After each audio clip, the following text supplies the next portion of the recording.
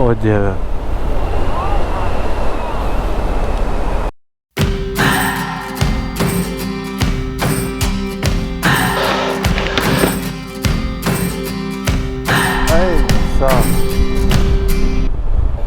Kalnas kalnelis, kalnas kalnelis. Ten greičiausiai toks view... Ai, ne, keliai vis dėlto. Dėl to. Matai, čia dažnai sudrėksta.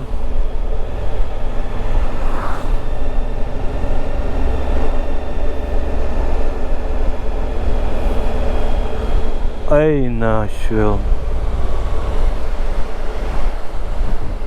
O jetus kaip purškia.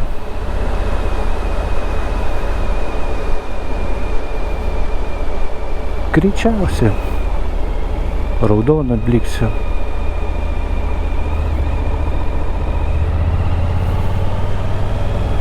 Čia greičiausiai visi stoja šitų pasižiūrėti.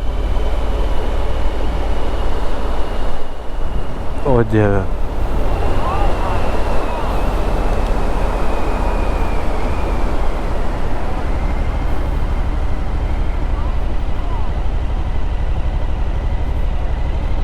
Čia matai ir prižiūri.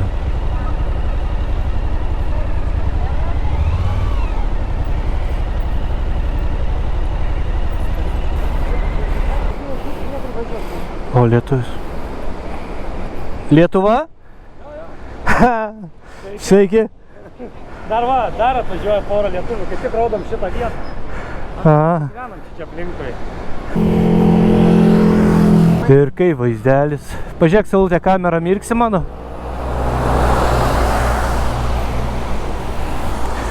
Eina švilpt. Va čia tai Norvegija. Va mes užklijuosim va čia.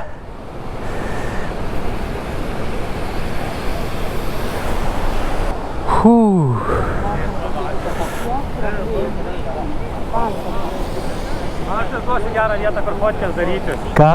Gera vieta, va ten palipus ir tiltas matos yra būtų trūksai. Thanks.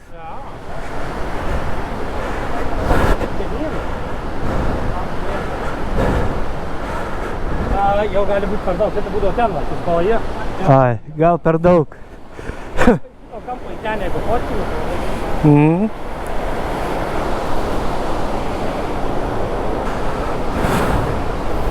Spektakulo.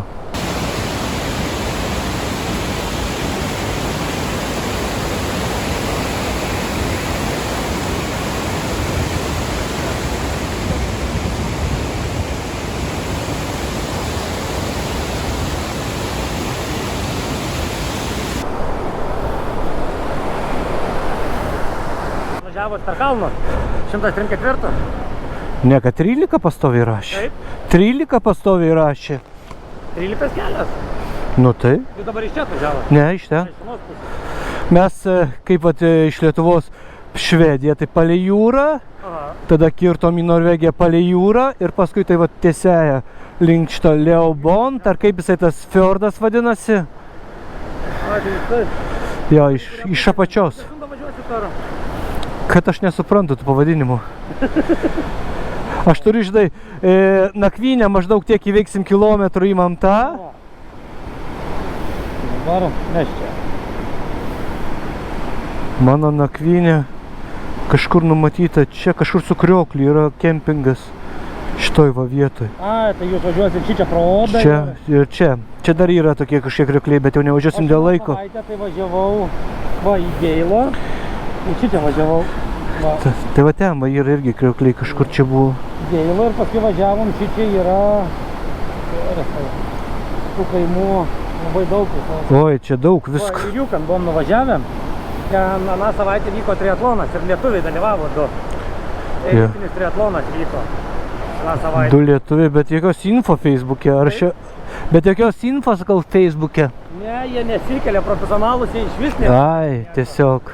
Nes pažįstamas turi pabėgimo, man paskambino, sako, atvažiavau į Norvegiją pirmą kartą. Sakau, ką darai? Sako, triatlonas vyksta, nori atvažiuoti. Sėdom 250 km. A, tai čia gyvenat? Aš gyvenu čia. 80 km nuo čia gyvenu. A, Iš Oslo atvažiavo. tai, Aš kiekvieną dieną čia 2 mėnesius į darbą pravažinėjau. tai čia taip jau įprasta, ne kaip pas mus ežerai Lietuvoje, ne? Jo, čia žodžiu, bet čia žiema, tai aš tai dar minu. Jie atvažiavo iš Oslo, jie nematė tų kelių, matosi iš karto, kaip važiuoja.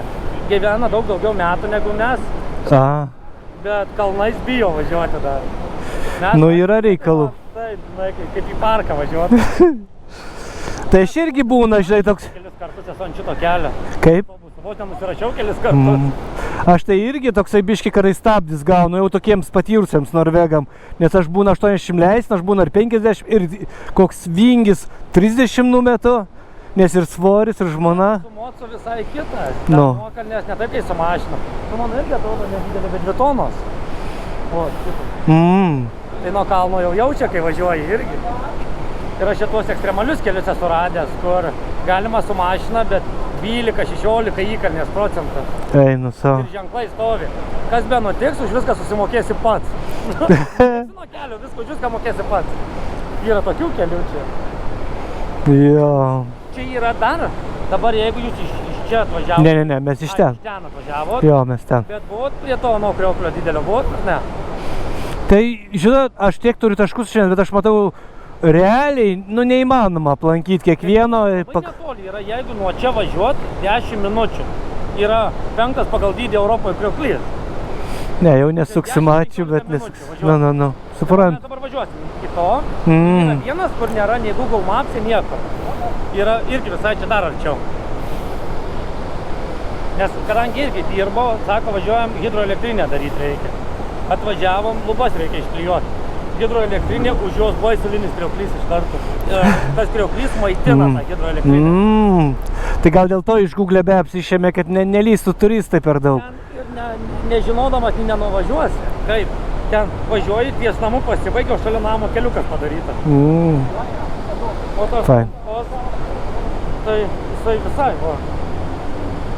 Čia dvyniai. Va, pagrįžti čia. Va, Fiera. Čia yra šitoj va vietoj, va, Longfos. Va, šitas.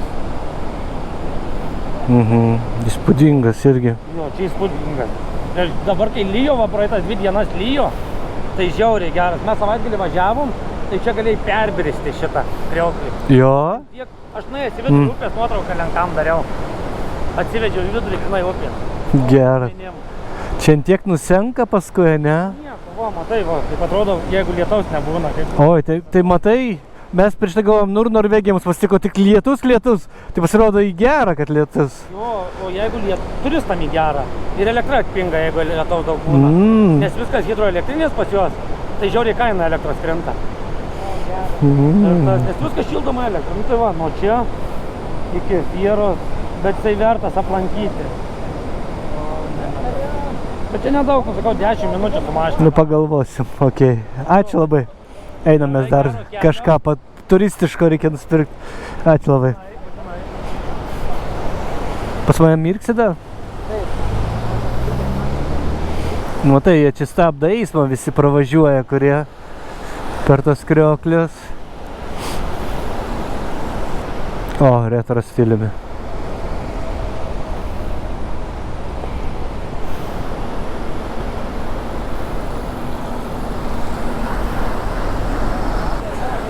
Taip, 1, 2, 3, go.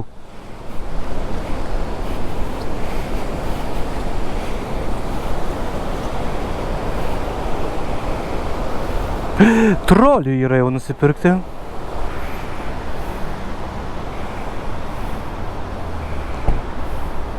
Nu va, amazing pažiūrėjom. Motobrolis atvažiuoja.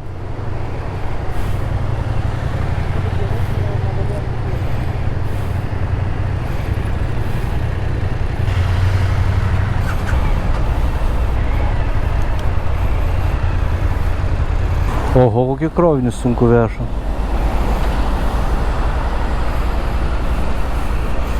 Čia sakė, manęs nepraleis turbūt. Čia su ta mintim. Va šitas vikingas nepraleis. Ten eismas greičiausiai kitoj pusėje irgi uždarytas. Nu jau tikrai tų kitų krioklių ir nebereikia po šitų. Fantastiški kriokliai. O gali būt, kad jau aš galėsiu važiuoti.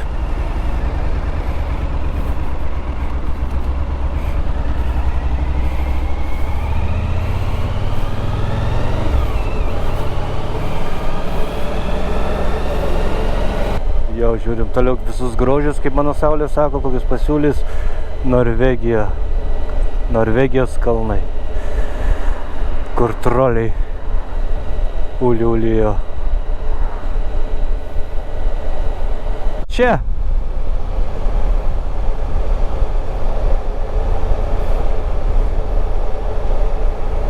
Viskas pakeliui. Nuo kavos iki krioklių.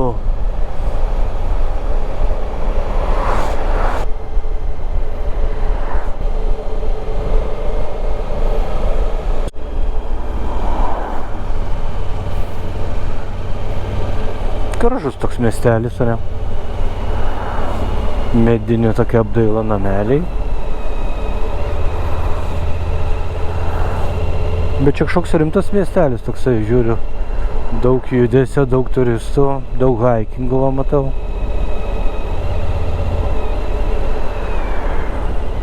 Viskas gerai. Ačiū, kad perspėjai, bet viskas gerai. Bandau nufilmuoti, nežinau ar paims.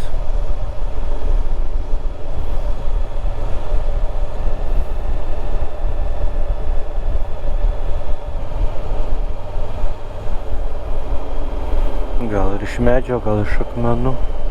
Kažkokia mūrinė jaučiau, čia aptinkuota. Jo.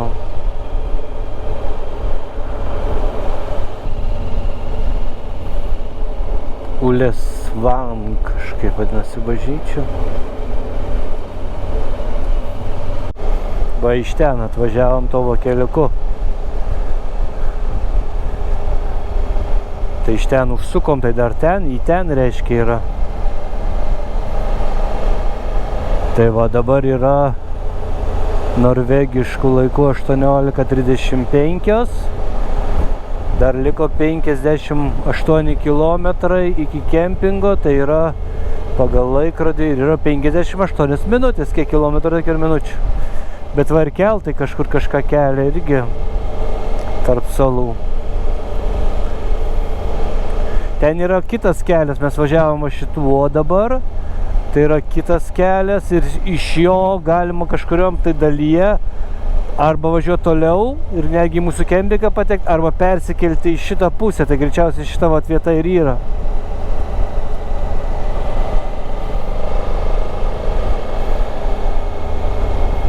Oras pakol kas neblogas, 17 net laipsnių. Čia su Saulė buvome net įlindę į 13 laipsnių, bet čia gal kalnuose labiau. Dabar tiesiog žemumoj.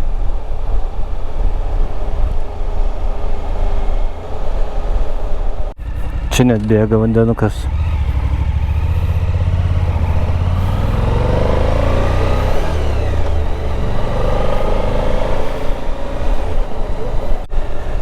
Internetui. Kelsimės per tą tiltą. Mūsų tikslas yra už to tilto ir reiškia ten bus tunelys. Ir reiškia už to tunelio taip pat.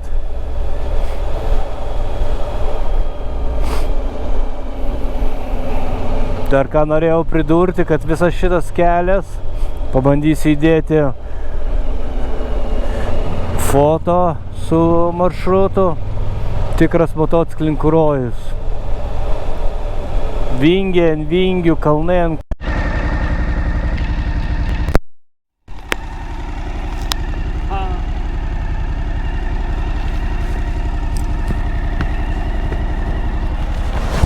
Tai va, nutrūko ryšys, nes išsikrovė akumuliatorius, važiavom per tą tiltą, prieš tai buvo didelis tunelis, po to nėrėm į šitą pro tiltą dar į vieną tunelį, tam tunelį pasirodo net 7 km, tam tunelį pasirodo dar žiedai yra, žiūrėk, kad kur pasukti, o navigacija kažkaip, nes internetas nerodo. Bet būtinai po video įmesiu nuorodą ir būtinai nepravažiuokite pro šalį. O tęsiant mintį, kur nutrūko šitas, tai norėjau pasakyti, kad šitas visas kelio ruožas, kaip sakiau, įdėsiu foto, nu tikras motociklininkų rojus yra. Be galo vaizdingi maršrutai, vingiuoti, tunelys po tunelio, perėjų yra. Vienu žodžiu, nu, stulbinantys vaizdai, vingiai, viskas. Ne visur yra adekvačių vairuotojų. Tad iš po vingių visada geriau mažesnį greitį imti, kad sutikus iš po kalno nenustepti per daug. Nedaug tokių, aišku, neadekvačių, bet, kaip sakant, ir viena užtenka, kad kelionė pasibaigtų. Tai va, o būtinai, tai reikia būtinai įmesti tą nuorodą, būtinai užsukite čia pravažiuoto tuneliu. Tikrai įspūdinga. Gal net sakyčiau įspūdingiau nei tas, kur buvo ilgiausias 14 km su viršum, ilgiausias pasaulyje tunelis. Aišku, reikia imti visus tunelius. O čia šitam kelyje tikrai tunelių netrūksta. O mes laikom kryptį toliau į kempingą. Pasikeičiau batarkę, tai galiu dabar paplėpėti. Iki kempingo liko 32 minutės, 34 kilometrai. Biškį krapnot pradėjo, bet aš tikiu, kad ir baigs greitai.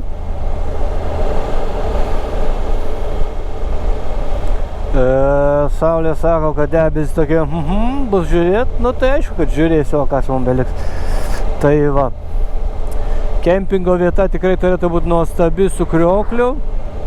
Nu žiūrėsim, man kiek užimta kaip kas, bet kuriuo atveju ten nakvosim. Dar neteko įsitraukti palapinės, gaila, bet tai diktuoja oro sąlygos. Pirma nakvynė, kur Švedijoje nakvojome, tai nesirinkome, viena iš priežasčių, dėl ko nesirinkome kempingo, nes tik 10 eurų skirtumas, palapinės nesirinkome, nes pagrindė dėl to, kadangi tik 10 eurų skirtumas nuo namelio, o vis tiek lynoja viskas. Antra nakvynė, nu nebuvo kitos išeities, per audrą nei pastatysi, nei ką.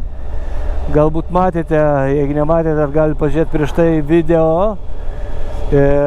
Buvo audra, tai net sudraskė visą mano uždangalą motociklo, tai ir atsisveikinau tenai. O paskui sekanti, tai yra tose fjorduose, tai irgi ten nebuvo kito šanso, nes irgi važiavom, kaip matėt video, jei nematėte, vėl galite sugrįžti prieš tai esantį video ir pasižiūrėti, kaip važiavom viršūnėm kalnų, apie 1000 metrų, ten įvairios vietos, bet maždaug 1000 metrus virš jūros lygio. Irgi, aš sakyčiau, į audrą ten patekom. Važiuoti, kaip matėte, buvo neįmanoma. Tad permirkė visi ir varvantis, irgi rinkomės. Ten ne namelis, ten daugiau kaip name, toksai atskiras kambarėlis nedidelis, bet mums užtenka. Ir labai faina tenai Latvis dirba, atvažiuoja vasarą. Tai jisai nuolaidėlę biškį padarė, kaip sakant, arbatos padarė. Tai va, pabendravom labai smagiai. Irgi palaiko Ukrainą, tas smagu, kad yra tokių žmonių daug. Ir paskui sekantis jo, po to toliau keliavome, tai yra Stavangeris, atrodo tai vadinasi. Tenai tie kardai, tas tunelis ilgiausias. Daugiausiai laiko suvalgė tas fjordų važiavimas, bet ten vaizdai tikrai įspūdingi ir ne tik šviečiant saulei. Tikrai atsiveria visai kitokie ne instagramiški vaizdai. Daugiau mistikos, to paslėpto grožio tokio, rūkas, viskas, debesys. Tai ten kilometrų tą dieną buvo gal ir nedaug. bet ant nugaros buvo labai daug nuovargio. Tai vėl rinkomės namelį. Šįkart pasitiko Lenkas, pavaduojantis savo sūnų. Irgi ten video turėjote matyti biškį jo. Labai fainas žmogelis. Jo irgi be galo graži vieta. Tai va, bet ir gerai, kad irgi nestatėm palapinės, nes naktį lynojo, tai dabar su šlapia važiuotume. Bet sakau, pagrindas buvo nuovargis ant nugaros per tuos orus prieš tai porą dienų važiuojant. Ir kaina davė labai gerą. Jeigu apie kainus, tai 65 mokėjome už namelį, bet sakau, iš Fiordų, kai tada išvažiavom, tai dar ne visi drabužiai buvo išdžiūvę. Paskui pakeliu jie lyg ir pradžiūvo, bet vėl sušlapti nesinori, vienu žodžiu. Žiūrėsime, kaip šiandien ką kas siūlo ir bus matyti, kaip nakvosim. Tai va, taip sakant, visa diena, aišku, gan ilgai šiandieną, nes daug važiavom. Bendro važiavimo tikrai virš 4 valandų. Daug įspūdingų vaizdų, kaip matėt, yra. O šiandien bus matyt. Bet sakau, aš būtinai rekomenduoju šitą kelią bet kuriam motofanui. Važiuot ir važiuot.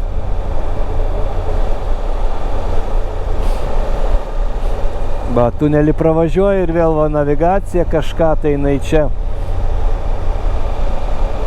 Tai va, bet to vėl į tunelį lysim ir vėl jinai pasisems. Kokio ilgio tunelis? 4 kilometrai tunelį, sako, va. Ten 7, čia 4 tunelių, tai čia daugiau negu ko. Tai gerai, laikom kryptį į kempingą. Trumpas video dar ten ir tada bus rytdiena. Ačiū Jums, kad žiūrite. Like, subscribe. Keep on rocking.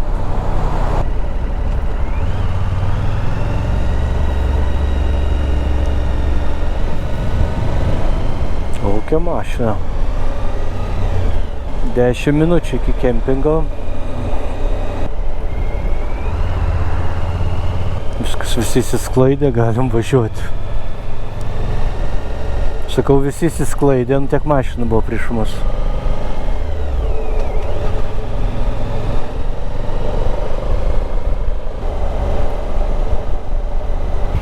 Na va, ir kempingas. Pasižiūrėsime, kokios galimybės, kokios opportunities. Toks kriokliuks kuklus, va čia toks va. Kur čia yra receptions? Čia šopas tik tai. Ir dar kažko trūksta. Jo, išsijungiam jau, nėra čia ko. Hello. House we don't have, they're all full, sorry. Only place for tent we have, yes. Stay? Yeah, we will stay.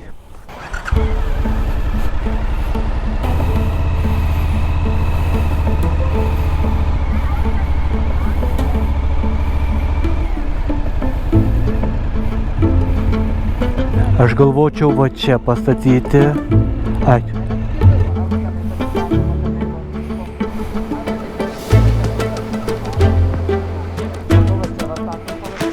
Nu jo, manau geriausias variantas, kito čia nematau.